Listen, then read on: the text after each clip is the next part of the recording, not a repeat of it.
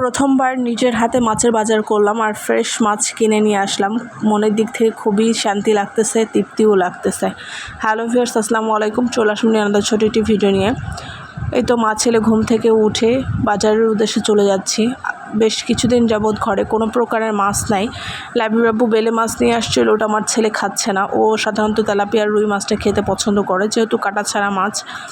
তো কী আর করার, প্রচুর গরম আর মাংস খেতে খেতে একঘেয়েমি হয়ে গেছি। রেগুলার মাংস আর ভালো লাগতেছে না। মাঝে মাঝে মনে হয় একটু সবজি হলে ভালো হয়। আমি চেষ্টা করি সবজি দিয়ে ওকে মেখে একবারে চটকিয়ে ভাত খাওয়ানোর জন্য। আলহামদুলিল্লাহ যতটুকুই খাক আমার ছেলে খায়। যাই হোক, তো বাজারে চলে আসছে আর এখানে তাজা তাজা দেখে দুইটা মাছ নিয়ে নিয়েছি, সাথে পিয়ালি মাছ নিয়েছি। আমার পছন্দের আজকে মাছ নিয়েছি, খুবই ভালো লাগতেছে। যেহেতু লাবিব আব্বু এগুলো খায় না, যার কারণে চাহিদাও করে না, নিয়েও আসে না। আর আমি বাজারে যেতে চাইলে সে দেয় না, বলে যে পারবা না। তো আজকে নিজের ইচ্ছাতে গিয়ে তো নিয়ে আসছি। আর বাইরে এত পরিমাণে রোদের তাপ, এত গরম, বাসায় এসে দেরি না করে শরবত করে নিয়েছিলাম। তো একটা বোতল পানির নিয়েছিলাম, যেটা আমার ছেলে গাড়ির মধ্যে খায়নি, আমি একটু খেয়েছি, বাকিটাই তো শরবত গুলে নিচ্ছি।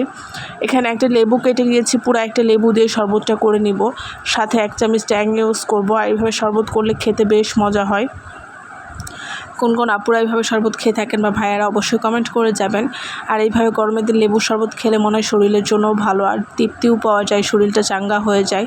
যাই হোক, এই তো ঠান্ডা ঠান্ডা শরবত খেয়ে নিচ্ছিলাম। গত রাতেও খেয়েছি, খুবই ভালো লাগে এই শরবতটা খেতে। যাই হোক, অফ ক্যামেরায় চিনি দিয়ে সুন্দর করে গুলে নিচ্ছি। আর এদিকে কারেন্টও নাই, কি যে কারেন্টে ডিস্টার্ব করতেছে। কারেন্ট গেলে 2 ঘন্টা 2.5 ঘন্টা করে কারেন্ট লোডশেডিং দেখাচ্ছে। বাচ্চাটা নিয়ে খুব কষ্ট হচ্ছে। 4 তলার উপরে যেমন রোদের তাপ তেমন গরম, তারপরে কারেন্ট থাকে না। যাই হোক, কষ্টের মধ্যে দিয়ে দিনটা চলে যাচ্ছে। এই তো কারেন্ট আসছে, তারপরে মাছগুলো ফ্রিজ থেকে বের করে নিলাম। এখানে তো পিয়ালি মাছ নিয়েছিলাম 1 পর মতো, 400 টাকা কেজি নিয়েছে মাছ। এত দাম হলে কিভাবে খাওয়া সম্ভব বলেন? মধ্যবিত্তদের হিসাব করে চলতে হয়, মাসে যে বেতন পাওয়া যায় সেই বেতনটা দিয়ে সারা মাস চালাইতে হয়। যাই হোক, এখানে তো দুধ নিয়ে নিয়েছি 1.5 কেজি বাচ্চার জন্য। সে সন্ধ্যা হলে দুধ খাওয়ার জন্য জিদ করে। আগে তো রোজের দুধ খাওয়া হইতো, ঘোষের দুধ, এখন আর সেটা হয় না, উপরে উঠতে চায় না, যার কারণে বাজার থেকে প্যাকেট দুধগুলোই খাওয়া হয়। আর এই তো মাছগুলো দেখে নিচ্ছিলাম, খুব ফ্রেশ এবং শক্ত মাছ, টাটকা একবারে। আর সাথে ছিল তেলাপিয়া মাছ, যদিও মাছগুলো তাজা ছিল, ওরা আমার সামনেই কেটে দিয়েছে।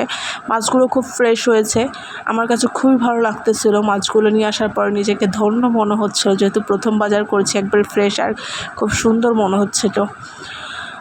লাবিব আব্বু রাতের বাজারগুলো করে, মোটেও রাতের বাজার আমার পছন্দ না, কারণ মাছগুলো বরফ দেওয়া থাকে, বরফ দেওয়ার ফলে বোঝা যায় না। বাসায় আসার পরে দেখি যে মাছগুলো নরম হয়ে গেছে, কোনোটার পেট দিয়ে লাড়ি ভুড়ি বের হয়ে গেছে। যাই হোক, তারপরেও তার রাতের বাজারটাই তার কাছে সেরা। দিনের বেলা ইচ্ছা করলেই কিন্তু সে বাজার করতে পারে, কিন্তু সে দেখা যাচ্ছে যে কাজের একদিনও কাজ কামাই দিবে না।